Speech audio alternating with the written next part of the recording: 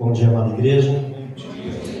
Que tempo precioso de louvor, né? Vontade de ficar aqui louvando, adorando, né? Declarando ao Senhor o nosso amor, né? A nossa devoção a Ele. Hoje eu gostaria de trazer uma palavra que se trata sobre a presença do Senhor, de você ter prazer na presença de Deus. Assim como um pai, né, um filho, ele sente acolhido pelo seu pai, né, no abraço do seu pai, aquele amor, aquela segurança, aquele calor, aquela liderança, mas também ao mesmo tempo a disciplina, né? Deus dirigindo, conduzindo a vida do seu filho e dando também para o seu filho propósito, né, para ele poder caminhar e viver a sua vida. A gente cantou aqui 10 mil razões, né? Para a gente adorar ao Senhor, que a gente pode contar das maravilhas do Senhor. Eu creio que existem muito mais razões de louvor, de graça, de adoração, que a gente poderia cantar ao Senhor. Eu ouvi uma vez uma ilustração de Mateus, né? Ele falou assim: Deus não existe.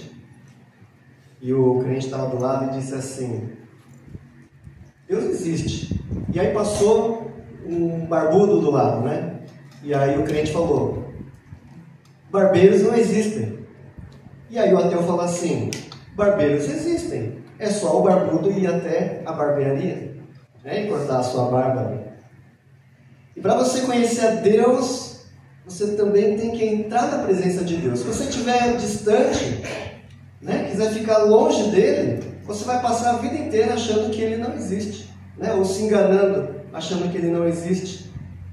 Então, Deus ele prepara todo momento para você entrar na presença dele e reconhecer a sua presença em cada momento da nossa vida. E aí eu lembro, né, vários personagens da Bíblia, né, que amavam a presença de Deus, né? Davi, por exemplo, né, ele fala assim: eu te busco, Senhor, de todo o coração, de toda a minha alma, né? A minha alma tem sede de ti, o meu corpo anseia por ti. E se você for ver também a vida de Josué, ele ficava sempre ali, abaixo ali do monte, esperando, né, a liderança de Moisés, mas também esperando receber do Senhor ali diretamente. Você vê também Marta e Maria, né, em que Maria ficava lá aos pés de Jesus, ela amava, né, ficar aos pés de Jesus, ouvindo as palavras dele. Da mesma forma, a gente vê assim, né, no texto de hoje que a gente vai ler, sobre Moisés, né, no livro de Êxodo, a gente vai ver também como que Moisés ele se importava com a presença de Deus, como ele amava a presença de Deus, como ele enxergava a presença de Deus, a importância da presença de Deus na vida dele e também do povo. Abre sua Bíblia lá em Êxodo capítulo 33, versículos 15 a 16. Êxodo capítulo 33, versículo 15 e 16.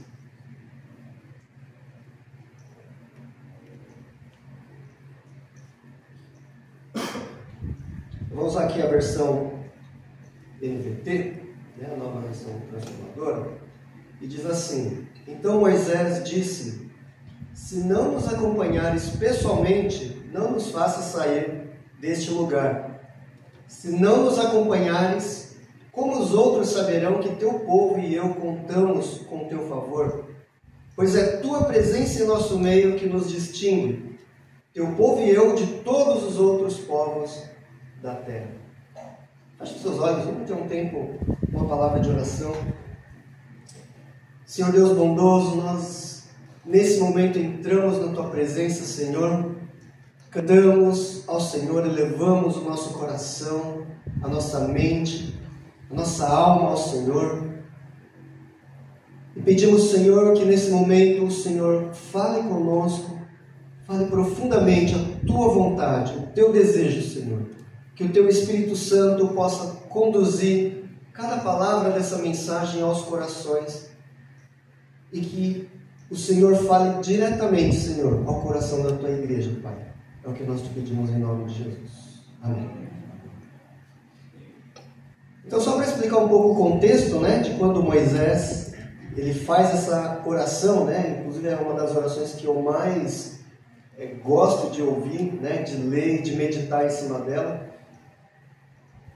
Então, Deus chama o seu povo para sair do deserto, né, sair do Egito e ir para o deserto, e ele começa a atravessar o deserto. E aí o povo começa a murmurar, né, começa a reclamar. Oh Deus, não tem comida. Aí Deus vai lá e manda o pãozinho no deserto, né? O maná. E aí o povo começa a reclamar, né? Pô Deus, mas não tem manteiga nesse pão, né? E aí reclama, né? Aí Deus vai lá e manda as codornizes, né? Aquelas as codornas, né? E aí o povo também começa a reclamar das codornas, né? Que queria uma picanha, né? Mas só tinha o galetinho lá. E aí Deus então ele chama o povo, né, e orienta com os 10 mandamentos, né? Vem todo aquele trovão, né? A nuvem se fecha e Deus vai lá e fala, conta os 10 mandamentos ali para o povo e faz uma aliança lá, né, com o seu povo, e aí também oferece as outras leis, né? As leis civis, as leis religiosas. E aí no momento Deus chama Moisés para subir o monte e entrega ali para ele as tábuas da lei. As tábuas que eram escritas com a própria mão de Deus, a letra de Deus. Né? Imagina que incrível, né? Se a gente tivesse hoje aqui assim uma tábua, né? Um achado arqueológico com a escrita de Deus. Né? Eu estava conversando com meu filho esses dias, né? Já pensou se a gente encontra a letra de Deus para ver como é que é? Né? A gente não ia entender, até porque devia estar em hebraico, enfim, alguma outra língua, mas que maravilhoso ia ser, né? Ter em mãos um achado arqueológico, né, desse valor. Só que no momento em que o povo começa, né, Moisés começa a descer o monte, ele ouve lá de cima um povo cantando, festejando. Né? E não era uma cantoria de guerra, então não estava tendo uma batalha ali, mas era uma cantoria de alegria, né, de festejo. E na hora que Moisés chega ali no pé da montanha, ele vê o povo em volta do bezerro de ouro, todo mundo ali dançando, cantando, muito alegre. E Deus ele se ira e declara destruir aquele povo, e aí é quando Moisés ele intercede pelo povo. E o interessante é que Deus ele aplica ali algumas consequências, né? E aí você começa a ver, ele fala assim para Moisés, né, como consequência: subam a terra que produz leite e mel com fartura. Poxa, é uma consequência boa até, né? Você acha que você vai tomar lá um sarrafo de Deus, mas ele fala, não, suba na terra, né, que produz leite e mel. E aí quando eu penso assim, uma terra que tem leite, eu já penso logo nos gados, né? Aí tem o gado, tem os cabritinhos lá, né? Você pode fazer churrasco todos os dias, né? Desfrutar de festa. E quando a gente fala de leite, gado, eu imagino que deva ter um campo verde ali, né? Para o gado, né, poder se alimentar, né? Uma água corrente, né? Rios de águas cristalinas. E ele fala do mel também. Para ter mel, precisa ter abelha. Para ter abelha, né, tem que ter flores. Para ter flor, você tem que ter um campo. Né? Eu aprendi isso com o nosso irmão Marcos ali, né? Falando sobre planta, né? Sobre plantação, enfim. Mas me fez refletir nisso, né? Que pena que Deus deu, que parece ser tão prazerosa, né? Você tem um campo, você cometeu um pecado, você vai receber todas essas coisas ainda do Senhor. Mas a pior consequência é o que vem em seguida. Se você abrir lá no 33, né, capítulo 33 de Êxodo, versículo 3, Deus ele fala assim: suba a terra que produz leite e mel com fartura. Mas, agora vem a pior consequência. Eu, o Deus, não viajarei no meio de vocês, pois vocês são um povo teimoso e rebelde. Se eu os acompanhasse, certamente destruiria ao longo do caminho. Eu acho que essa é uma das piores consequências para uma pessoa. É a consequência, talvez é a pena mais dura que um ser humano poderia viver. É a ausência de Deus na nossa vida. Quando você começa a ver, né? Não sei se vocês já chegaram alguma vez a ver assim, aquelas pessoas ruins, né? Egoístas, do mal. Aí você vê que ele troca de carro todo ano, né?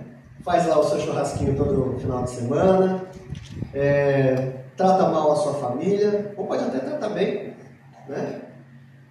Mas você vê, parece que tudo na vida dessa pessoa está prosperando. Aí você olha para a sua vida e fala, puxa Deus, eu vou na igreja todo domingo, faço os meus devocionais todos os dias, leio a Bíblia, e eu estou aqui nesse perrengue, né? Mas olha o contraste, né? Às vezes a gente olha pessoas que estão se dando bem, mas ali existe a ausência da pessoa mais importante do mundo, a ausência de Deus.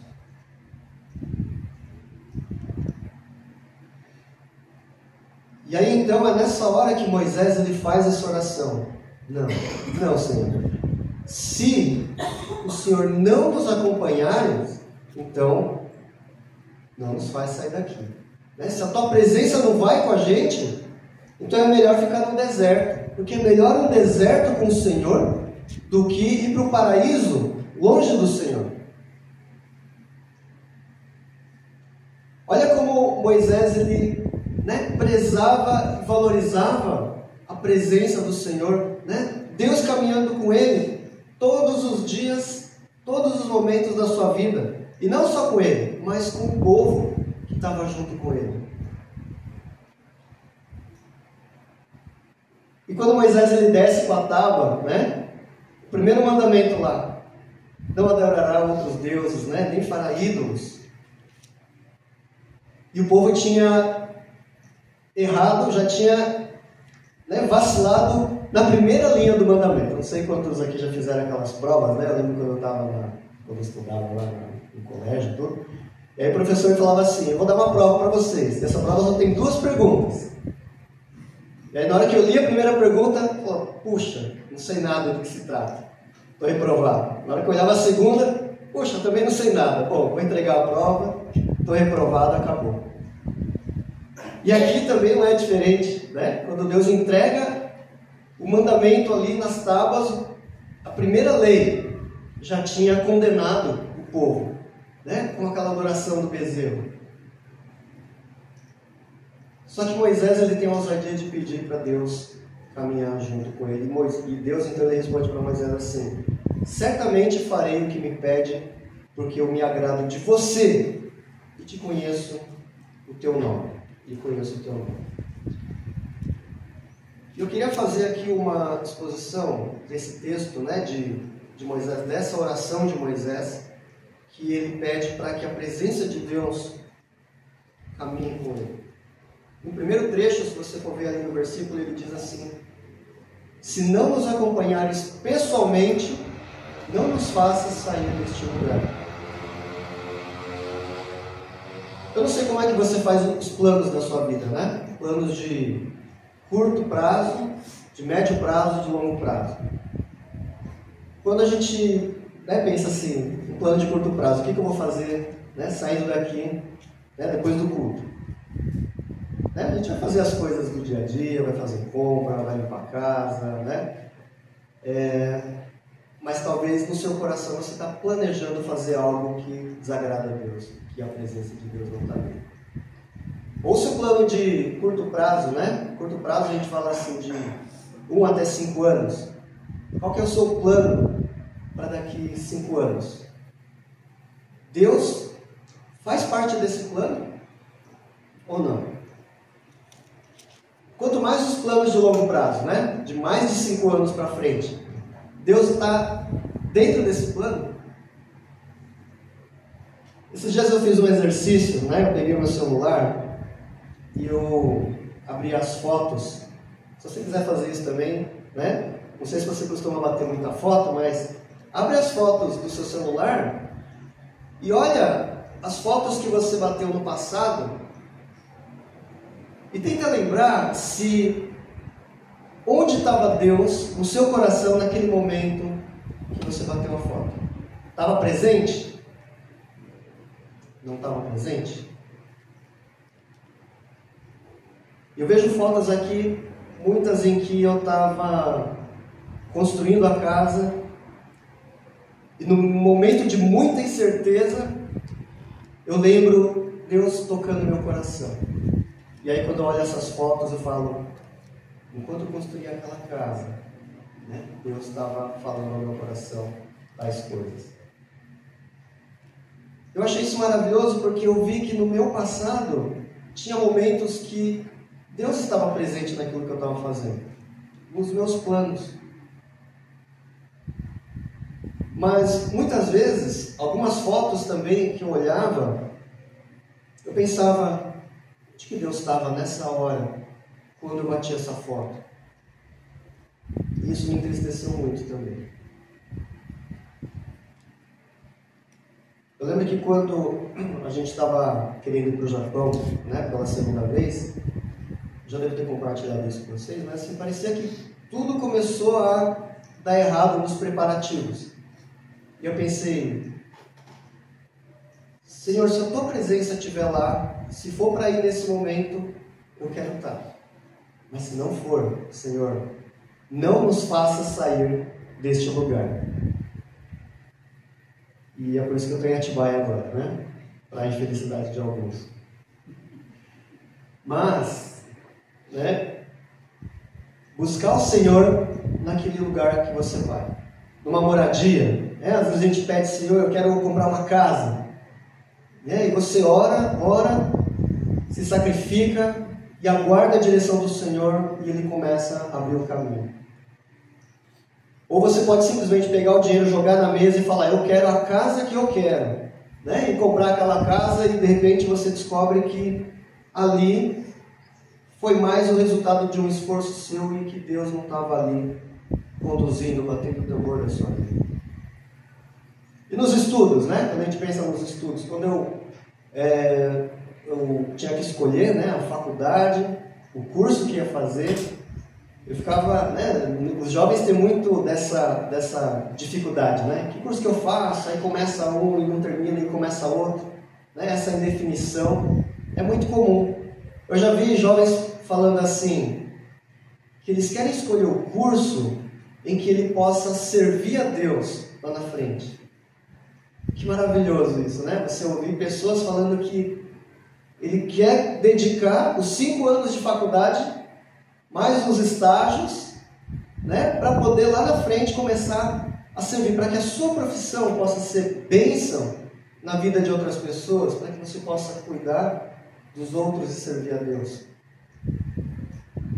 Mas eu já conheci gente também que escolheu os seus estudos, né? As suas faculdades, baseado naquilo que dava dinheiro, né? Se você falar assim, eu quero fazer um curso técnico musical, aí o pai vai falar assim, pô, mas ser músico não dá dinheiro, né? Quantas vezes, né? Pô, mas você vai ficar tocando em bar, né? O que você vai ficar fazendo? Ser músico não dá dinheiro, né? De fato, né? Ser músico não dá dinheiro. Mas a gente já viu músicos que tocaram e abençoaram grandemente a vida de pessoas, né? Pessoas que conheceram a Cristo. Mas é porque eu creio que essas pessoas estavam puxando a presença de Deus para dentro dos seus planos. Quando Deus começa a participar, né, Ele começa a conduzir todo o caminho. Não que o caminho vai ser fácil, mas com a presença de Deus é tudo mais seguro, porque você está no centro da vontade dEle. E para escolher a profissão, né? Quantas vezes eu já não saí dos meus empregos porque eu não via a presença de Deus ali. Eu via fraude, via coisas erradas acontecendo. E ali era o momento de decidir, permaneço ganhando muito bem ou abro mão Fico desempregado no meu perrengue, mas debaixo da presença de Deus, com o coração leve, com o coração tranquilo. Eu conheci um cara no Japão que ele falou assim: Fernando, eu descobri um jeito de ganhar muito dinheiro. Eu falei, é mesmo, né, cara? Conta aí, né? E aí ele começou a falar assim: eu estou aqui no Japão e quero comprar uma Mercedes, mais top. E aí eu vou trabalhar com fraude e seguradora. Eu falei, poxa, né? Que estranho esse seu sonho, né? E aí, na hora que ele começou a falar, mas eu comecei assim, falei, que sonho de maluco esse, né? O cara quer comprar um carro, gastar sua vida lá no Japão trabalhando, comprar um carro para trabalhar com fraude, para fazer fraude. Eu nem lembro qual que era o plano dele. Mas aí eu fiquei lembrando, enquanto eu preparava essa mensagem, eu falei, puxa, como muita gente traça os seus planos profissionais baseado em algo que realmente Deus não está presente.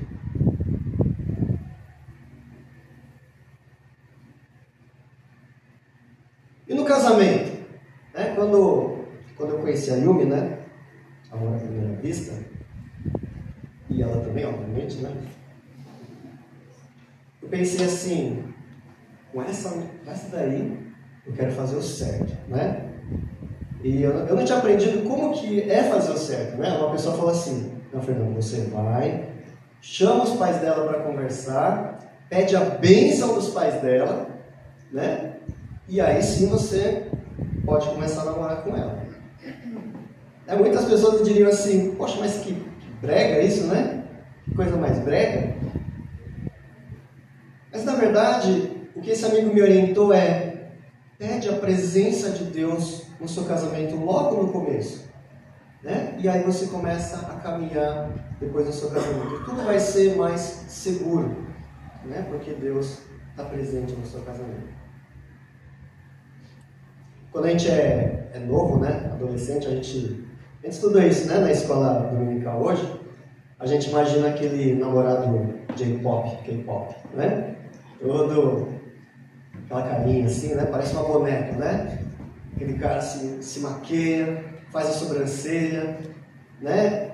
Quando você tropeça, ele está pronto para te abraçar, assim, né? Quando está chovendo, ele vem do seu lado e abre um guarda-chuva.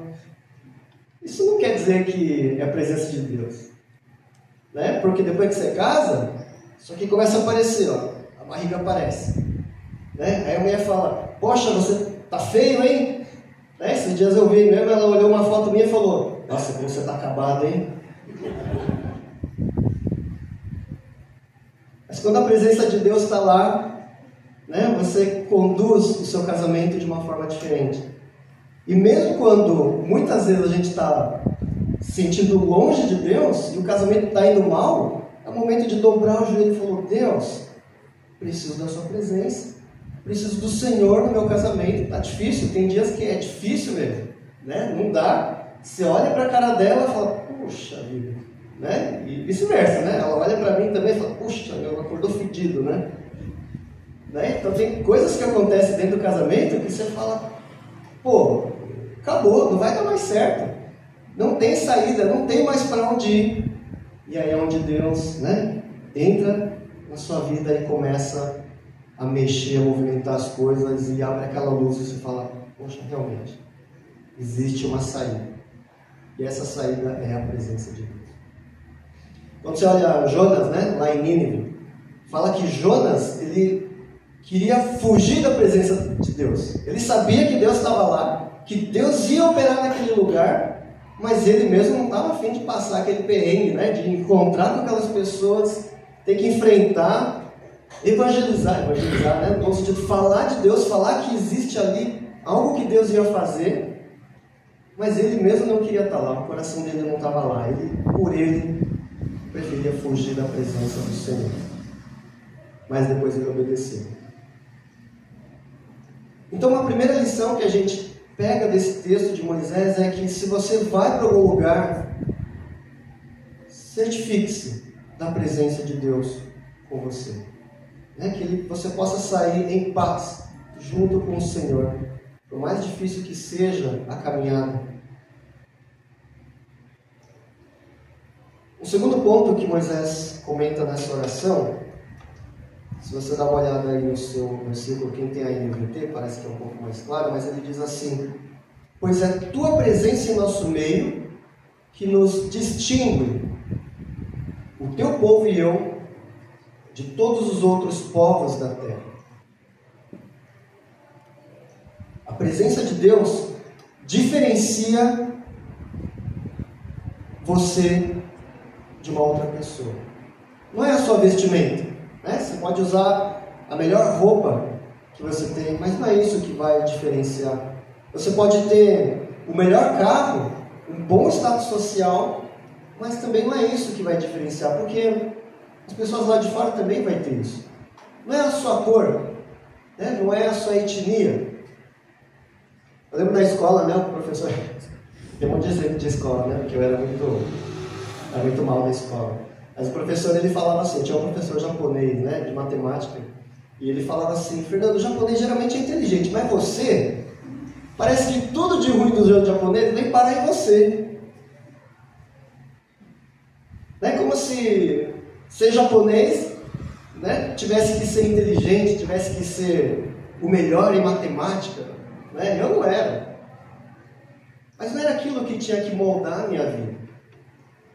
E Moisés sabia disso, né? O povo de Deus, ele tinha que ser diferenciado, ele não podia ser igual a todo mundo.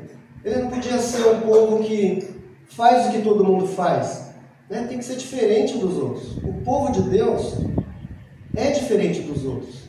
Tem que ser diferente dos outros, porque se não for, o que vai ser do mundo? Vai ser tudo a mesma coisa. Quando um faz uma coisa errada, você também faz. Eu conheci, no tempo que eu dava consultoria, eu pegava muita gente, muito empresário que sonegava imposto, sonegava muito imposto, né? E depois ele estava lá, oh, glória a Deus, né? Aleluia. A gente pensa, será que existe diferença, né, dessa pessoa com alguém que não tem a presença de Deus?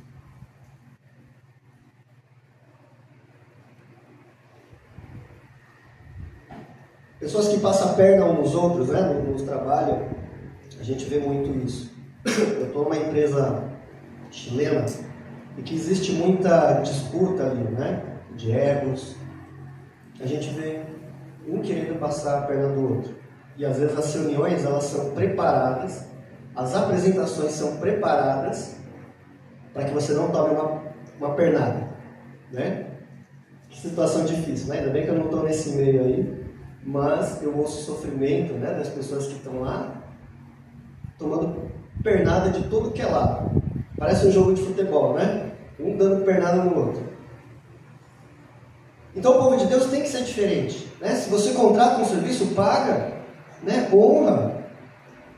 Tem crente que contrata um serviço e desaparece, né? Ele some, você nunca mais encontra ele. E quando encontra, ele está lá, glória a Deus, né? Falando todas as palavras bonitas da Bíblia. Mas e a presença de Deus, onde está? Não estou dizendo que se você não pagou alguma coisa porque está com alguma dificuldade financeira, né, que você é um crente safado, não é isso, né? Mas quando você deve, mas simplesmente desaparece, né? Que se dane os outros. Uma coisa que eu vejo quando faço algumas reuniões de trabalho também, né? Pessoas que falam muito mal uma das outras.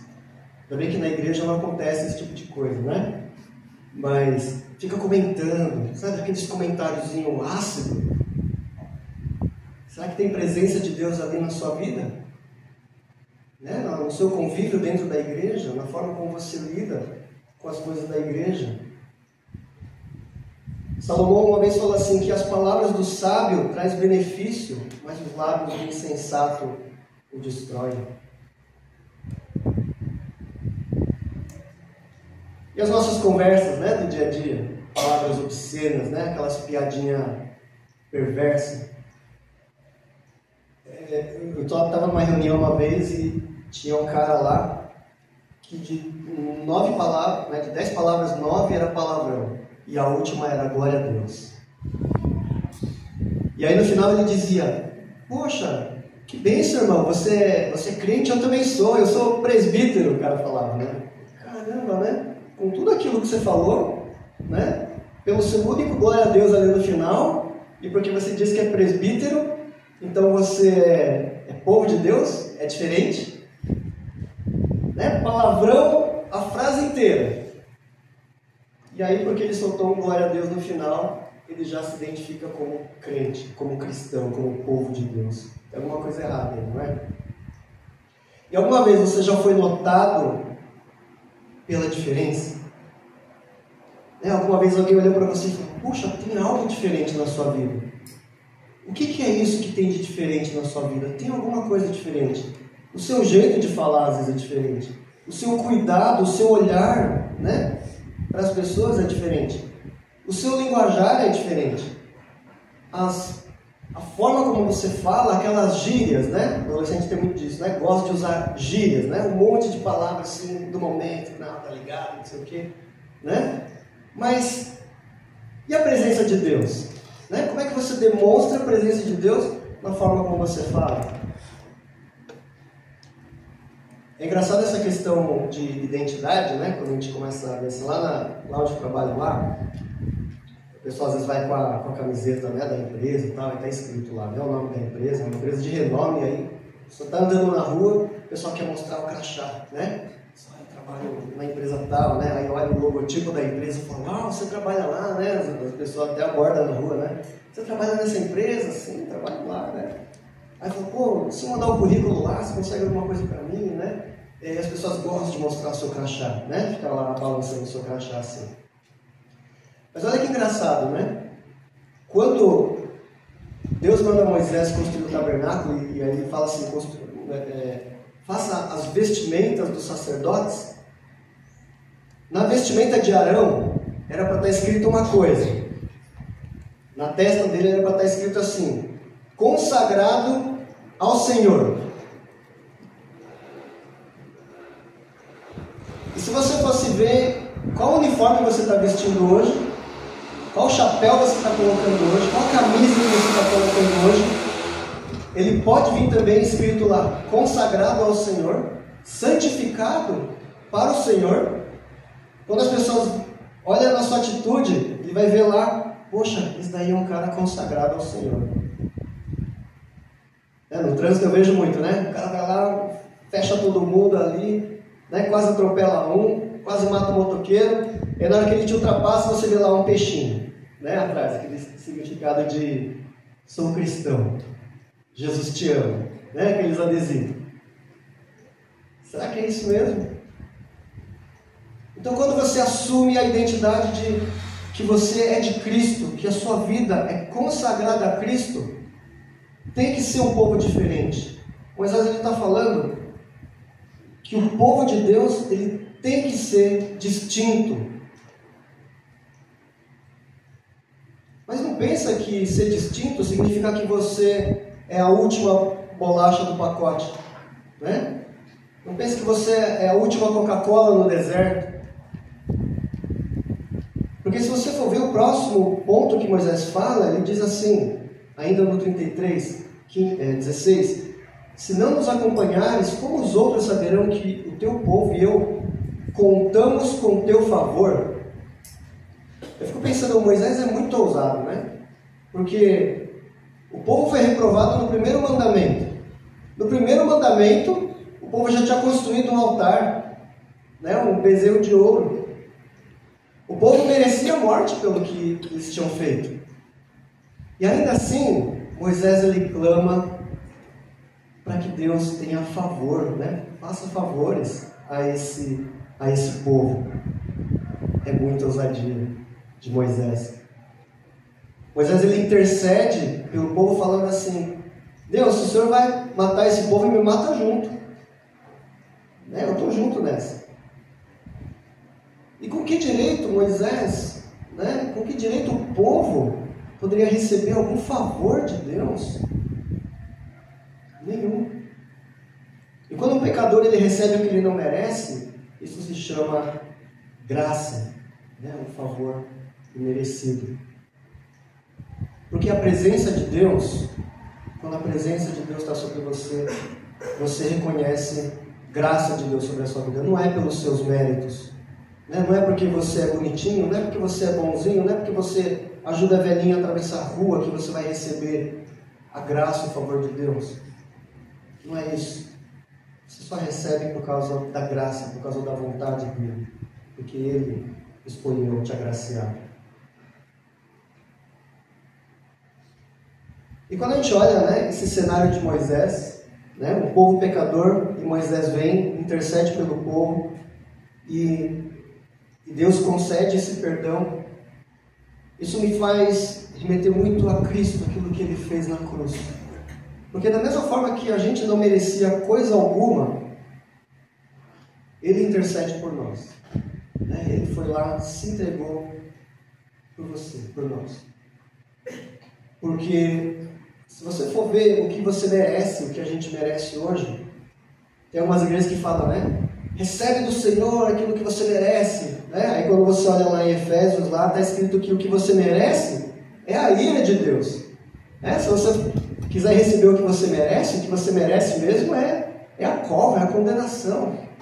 Né? Você ser torrado ali pelo fogo do eterno. Mas porque teve alguém que entrou na frente ali e falou, não, Deus, deixa que eu receba essa condenação.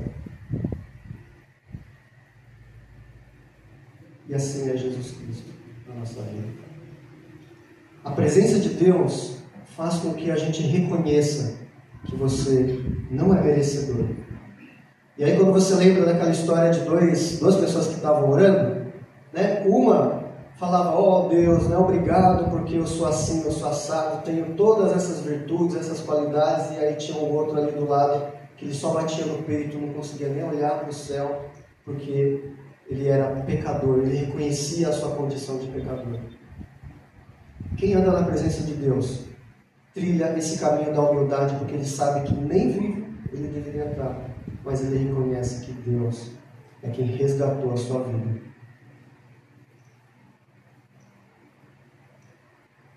Três pontos, então, que quando você ama a presença de Deus, tem que acontecer.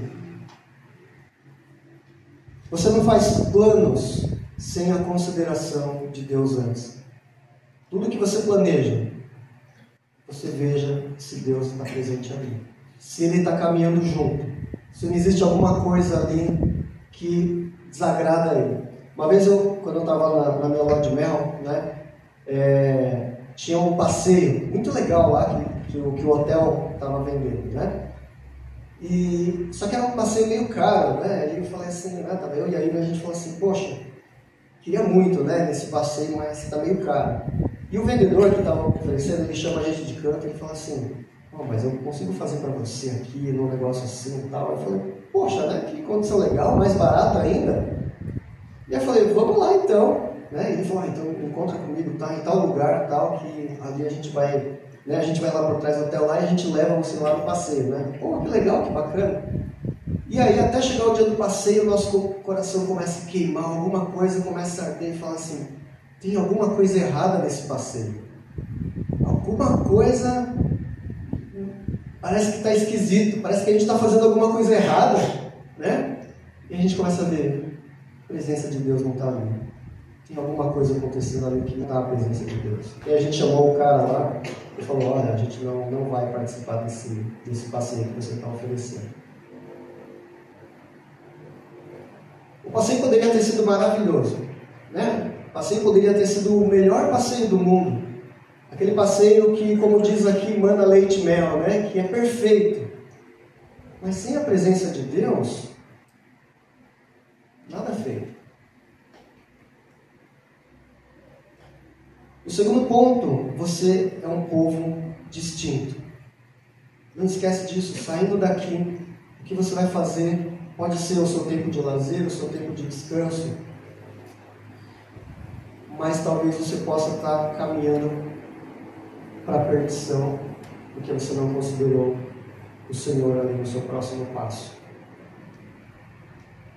E o terceiro ponto, você caminha com Cristo, reconhecendo que nada você merecia, mas é por causa da graça dele que hoje você tem vida, a gente tem vida e caminha com ele. Feche os seus olhos.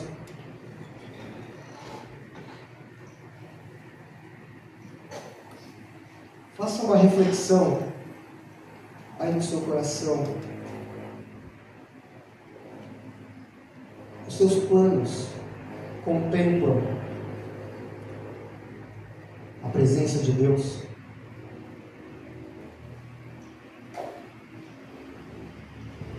O que você tem feito hoje contempla a presença de Deus?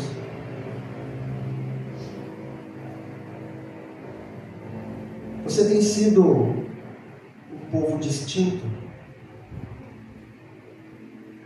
Não distinto porque você é melhor do que os outros. Pelo contrário, que você é tão pecador quanto os outros. Mas você recebeu a graça do Senhor. Tenha um tempo de gratidão por essa graça imerecida. Um tempo de arrependimento. Um tempo de pedir ao Senhor um novo direcionamento. Mas um direcionamento em que a presença do Senhor está à frente.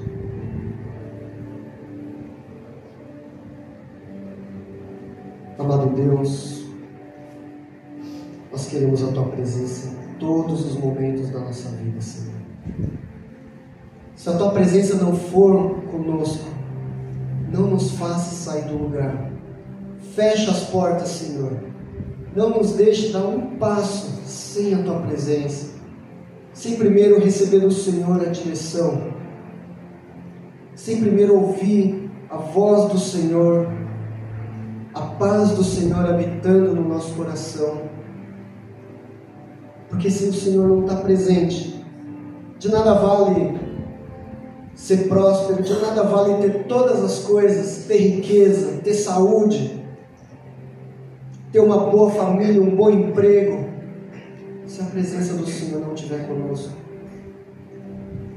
Clamamos, Senhor, mesmo que indignos, Senhor, mesmo que nós não mereçamos, Senhor, mas cuida, Senhor, para que o nosso coração esteja sempre alinhado ao Senhor. Seja no nosso casamento, no nosso trabalho, nos nossos estudos, no nosso plano, nos planos que o Senhor tem colocado no nosso coração. Que cada um dessa igreja, Senhor, possa abraçar esse plano e ser conduzido na presença do Senhor. Abençoa, Pai, essa igreja, para que essa igreja, Senhor, desfrute todos os dias, Pai, a presença manifesta do Senhor, a voz do Senhor falando aos corações, em meio aos devocionais, em meio às leituras bíblicas, no momento do culto, que em todo tempo, Senhor, a Tua presença se manifeste no coração da Tua igreja, Senhor. É o que nós te pedimos, Pai, no nome do Teu Filho Jesus. Amém.